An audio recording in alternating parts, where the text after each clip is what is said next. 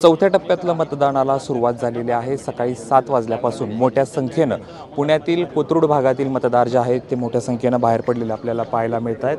आपण बघू शकतो या ठिकाणी मतदारांच्या रांगा लागलेल्या आहेत। तर या मतदारांच्या रांगेमध्ये मंत्री चंद्रकांत पाटील आपल्याला उभे राहिलेले पाहायला मिळत आहेत आणि आपण त्यांच्याशी बोलण्याचा प्रयत्न करूयात। दादा, आज मतदानासाठी आलेले आहेत, काय भावना आहेत?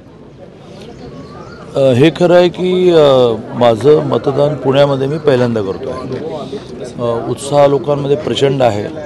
3 फेजेसमध्ये उन्हामुळे जो प्रॉब्लेम झाला की नंतर जाऊ ऊन इतकं कडक होतं की लोकांनी अजून नंतर जाऊ म्हटलं आणि काही जणांचं राहिलं। तर यावेळेला मात्र पुणेकरांनी ठरवलं की मॉर्निंग वॉकहून घरी जाताना मतदान करूनच घरी जायचं। टक्का वाढेल असं वाटतं? 100%।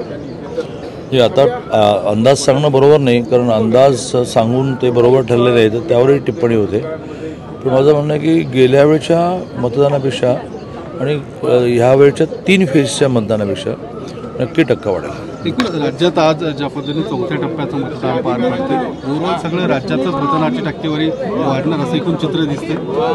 हां, मला बाकीचा अंदाजून घ्यायचा आहे। मला एवढी मोठी रांग आहे माहीत नव्हतं, त्यामुळे मी बाकीची फोन बिन पेंडिंग ठेवले। पण साधारणतः मला 10 वाजता अंदाज येईल।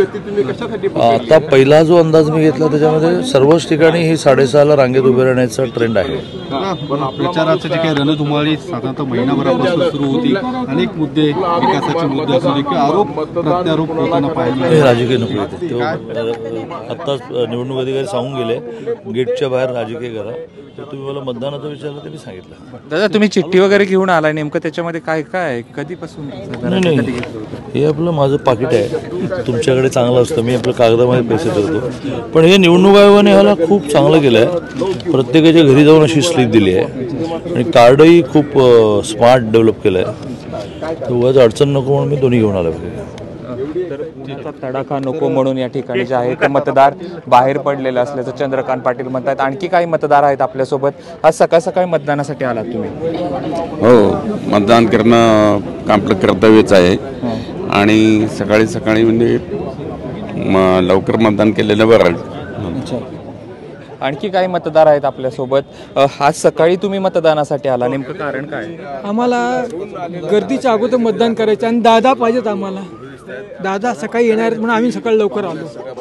चंद्रकांत दादा आमचे माणूस आहे म्हणून आम्ही लवकर सकाळी। आपण बघू शकतो या ठिकाणी मतदार सकाळी बाहेर पडलेले। खरं तर उन्हाचा तडाखा वाढतोय, दुसरीकडे पावसाचं सावट देखील आहे। दुपारी 3 नंतर पाऊस पडेल असं देखील हवामान खात्यानं अंदाज वर्तवलेला आहे। त्याच्यामुळं पुणेकर सकाळ सकाळी बाहेर पडून आपला मतदानाचा हक्क बजावत आहेत। Camera person Shreyas Jaydeep Bhagat, ABP Majha, Pune. ABP माझा, उघडा डोळे बघा नीट।